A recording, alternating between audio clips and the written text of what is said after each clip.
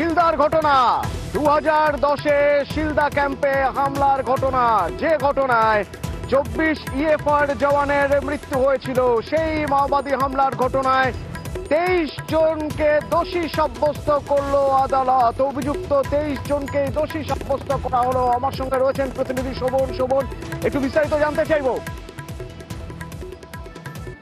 দেখো অতনু, যেটা জানা যাচ্ছে যে গত 2010 সালের 15ই ফেব্রুয়ারি শিলদায়, ঝাড়গ্রামের যে শিলদা, সেই শিলদার ইএফআর ক্যাম্পে যে মাওবাদী হামলা হয়েছিল, সেই মাওবাদী হামলায় নিহত হয়েছিলেন বেশ কিছু ইএফআর জওয়ান।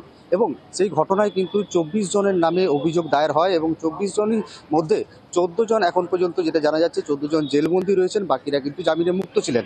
তার মধ্যে কিন্তু একজন মারা যান। এই বিচার প্রক্রিয়া চলাকালীনই কিন্তু একজন মারা যান এবং বাকি যে 23 জন ছিল, সেই 23 জনকে আজ মেদিনীপুর জেলা আদালতে তোলা হয়। মেদিনীপুর জেলার যে ষষ্ঠ অতিরিক্ত জেলা দায়রা বিচারক, তার এজলাসেই তোলা হয়।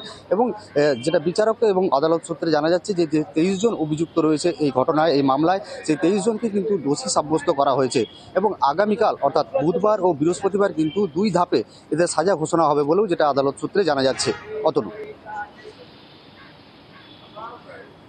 ধন্যবাদ।